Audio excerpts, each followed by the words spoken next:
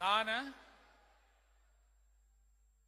C. Joseph Vijay எனும் நான்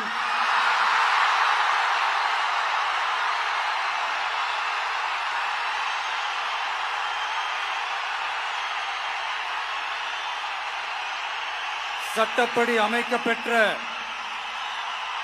இந்திய அரசியல் அமைப்பின்பால் உண்மையான நம்பிக்கையும் மாறா பற்றும் கொண்டிருப்பேன் என்றும்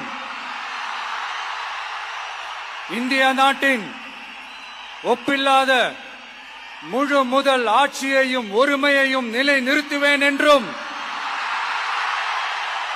தமிழ்நாட்டு அரசின் முதலமைச்சராக உண்மையாகவும் உளச்சான்றின்படியும் என் கடமைகளை நிறைவேற்றுவேன் என்றும்